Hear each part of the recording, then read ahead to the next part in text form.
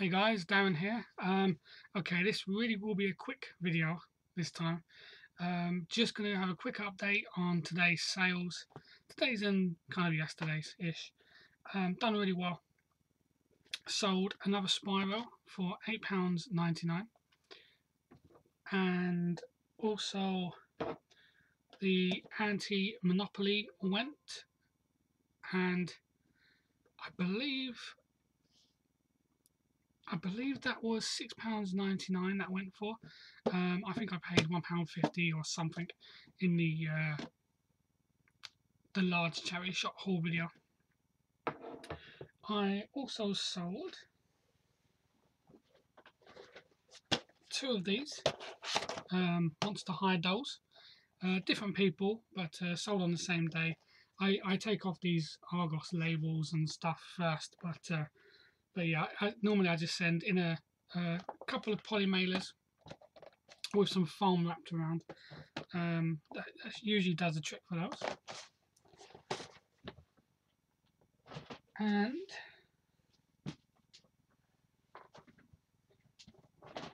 I sold my last Castlevania, £29.99. So I'm fully out of these now, which is cool. And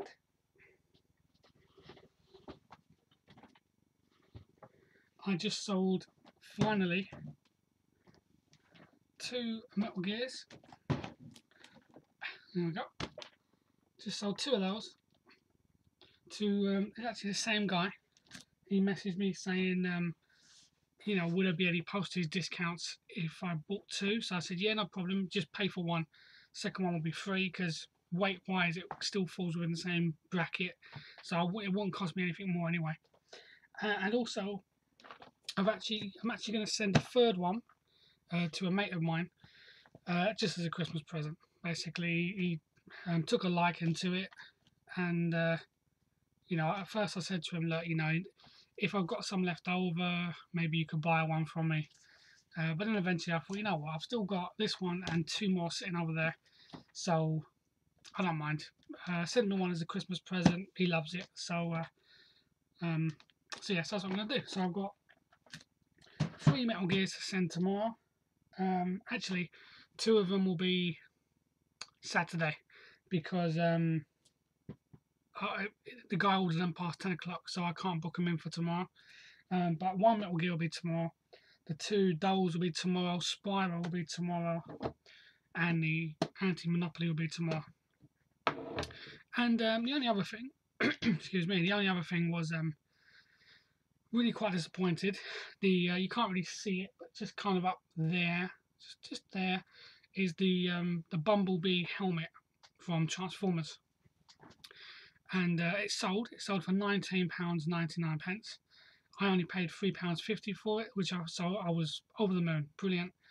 Booked it in with Hermes. Excuse me. I booked it in with Hermes for tomorrow, and then I get a message from the guy saying, "I'm really sorry to mess you around. Could you cancel this this listing or this order because I didn't realise it was used." It clearly states used, and I even state that it has a bit of damage, or not damage, but a couple of missing parts. So why he thought it was new is beyond me. But it doesn't show as a new image. It shows as a clear picture on my cabinet over there. But for some reason, he decided, no, actually, sorry, I need it brand new, which is fine. But it was annoying. I had to log on to Hermes, click on the order, or just that one delivery, and click on cancel order. They've told me I'll get my refund for that postage within 3 days. If for some reason the Hermes guy thinks there's one extra parcel tomorrow, I'll explain to him that one was cancelled, so there's one less.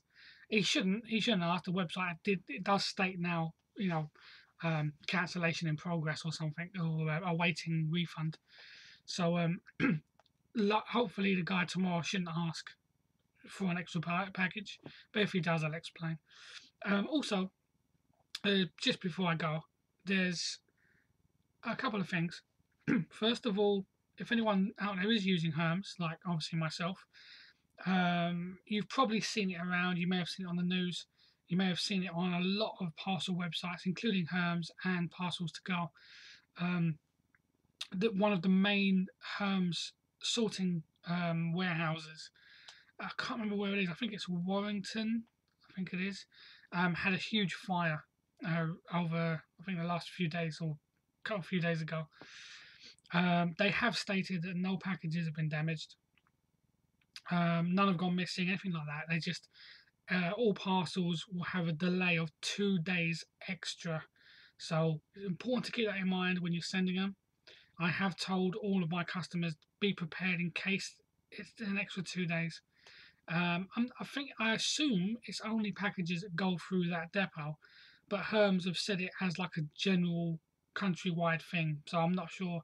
Maybe they all go there or something. I'm not sure. But either way, all of your customers may have to wait an extra 2 days.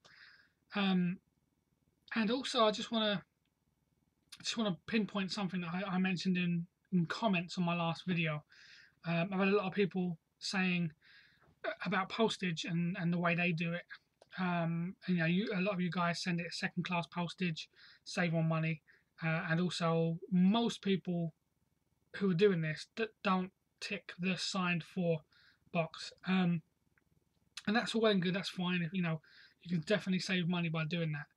But for me personally, as soon as I stopped doing signed, I had issues. I had packages go missing. The claims procedure is so long-winded, and a couple of the things that went missing were items of my own, which I couldn't prove value of.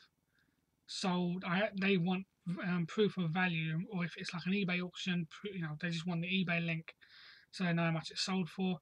Well, a lot of these items were just things I had laying around. I have no proof of value on this at all. I can prove what they're selling for online, but they want proof that I actually am out that amount of money. So unfortunately, a lot of those items I just had to write off anyway. And I understand. I mean, the tracking side of it is different. The tracking is. I understand that tracking is just a way of showing where it's gone. That's not really what I'm kind of highlighting here. What I'm highlighting is the signed for part. By ticking signed for, I know that package goes somewhere secure. Be it the customer's house, which is obviously the number one priority, or the neighbour's house, which some of them say left with neighbour signed for it. Any issue that I've had when I've not ticked signed for is I've found that the Hermes delivery drivers, what they're doing is they're knocking on the door, and if they get no answer, they're just leaving it on the step. And I've been getting emails saying, "Oh, I've got a card in my door saying left on step," but there's nothing there. So the problem is, for me, it's more of a protection for me and also for the customer.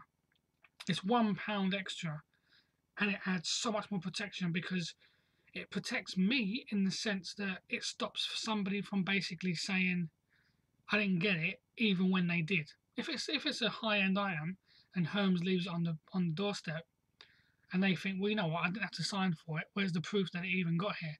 Yeah, sure, Hermes says we left it on the doorstep, but things go missing all the time.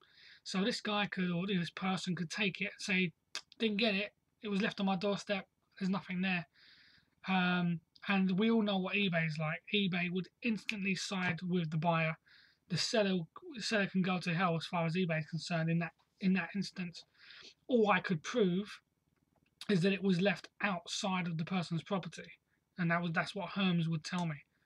There's no proof that the guy got it, and eBay don't like that.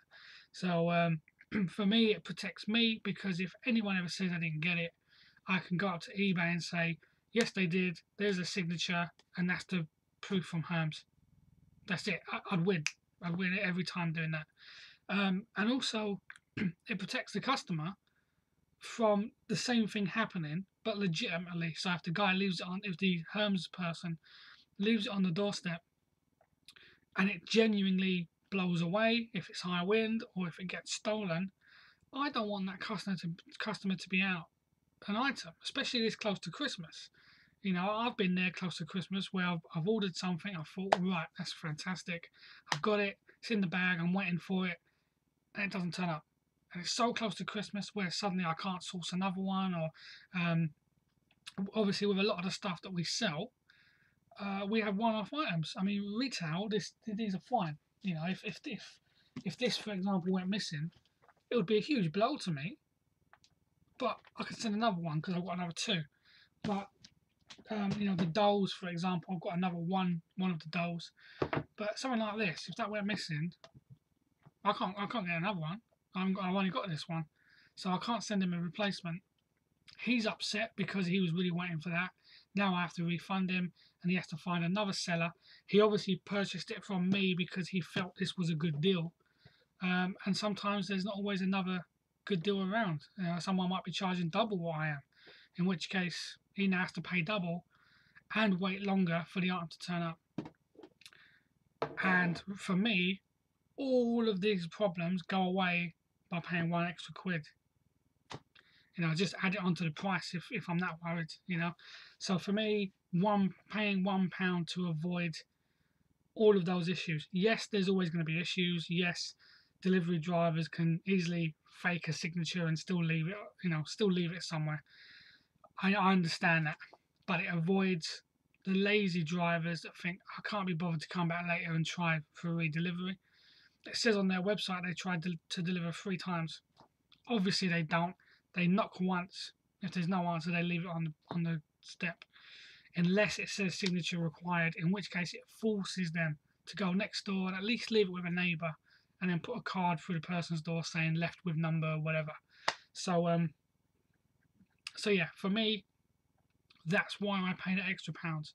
Yes, I understand I'm losing more money than everybody else, but I feel that for me that's more safe, it's more secure.